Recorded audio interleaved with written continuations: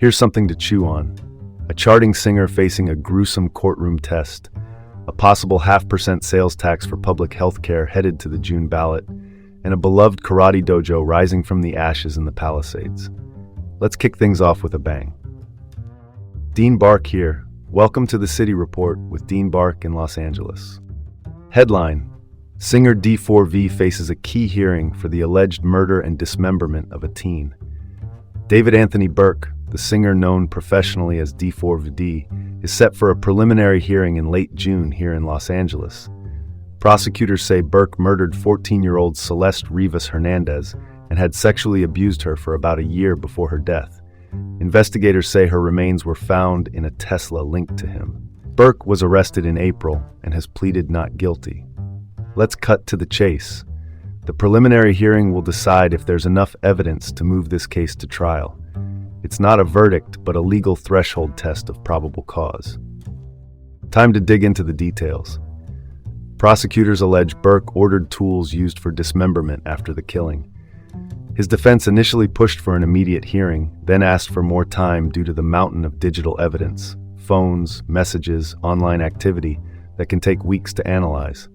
One disturbing allegation: prosecutors say Burke paid a junior high school student $1,000 to provide Hernandez with a replacement phone after her parents had taken hers. Also of note, Hernandez had been reported missing back in 2024, but returned home. What's the takeaway? The court is about to sift through complex digital trails in a case that mixes celebrity, technology, and devastating loss. No room for sugarcoating here. Staying on the theme of alleged long-term abuse, moving on. Headline: Kern County Fire Captain arrested for alleged long-term sexual abuse of a minor. Christopher Wells, a 45-year-old captain with the Kern County Fire Department, which serves communities to our north, was arrested after an investigation led by the Los Angeles County Sheriff's Department Special Victims Bureau, the unit that handles sensitive crimes against children and sexual assault cases. Detectives say the abuse spanned 2014 to 2022. Wells faces multiple counts, including intercourse with a minor and continuous sexual abuse. His bail is set at $4 million. The department says he's still employed, but isn't saying much else while the investigation is active.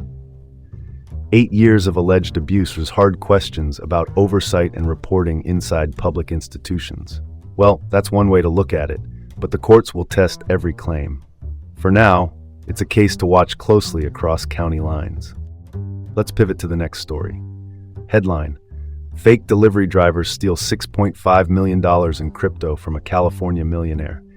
Federal prosecutors say 3 men from Tennessee, identified as Elijah Armstrong, Nino Chindavan, and Jaden Rucker, posed as delivery drivers, forced their way in at gunpoint, and compelled a Bay Area-based crypto holder with Los Angeles ties to transfer $6.5 million in digital currency to the suspect's account.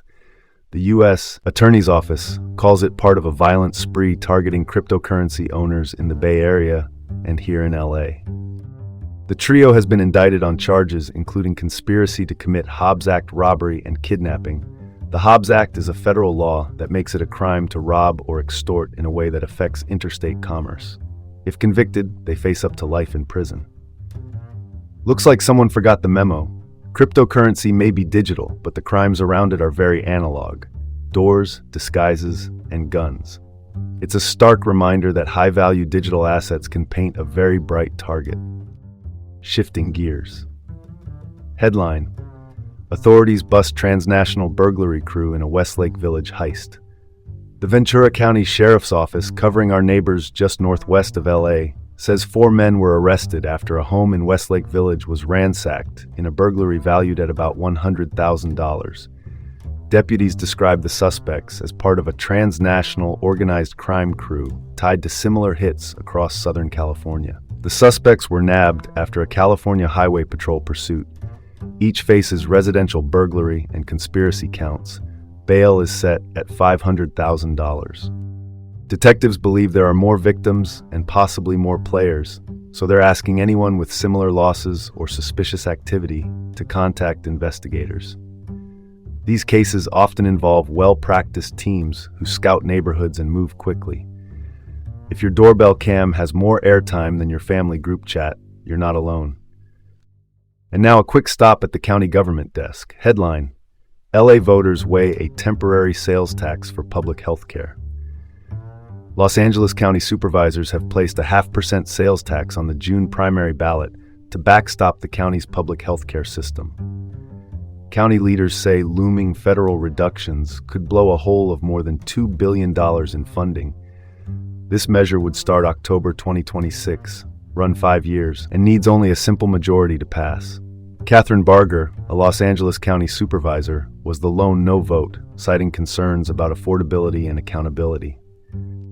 There's no organized opposition, but several cities have come out against it, and recent polling shows support softening among LA City voters.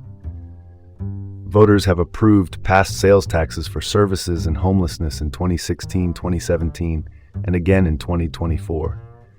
Another line on your receipt, or a lifeline for clinics and ERs serving the uninsured. That's the headline. Last up, a comeback story. Headline: Teen trio helps a beloved karate dojo rebuild after the Pacific Palisades fire. Jerry Blank, a karate instructor who's taught in the Palisades for 43 years, is returning after his studio and apartment were destroyed in a fire about 15 months ago. The assist came from Build Back Poly, a nonprofit created by 3 local teenage boys to help small businesses reopen in their neighborhood. The group awarded Blank a $50,000 grant that covered the deposit and initial rent for a new space in town.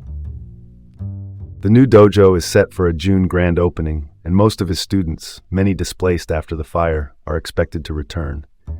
In a week full of heavy headlines, this one lands softly.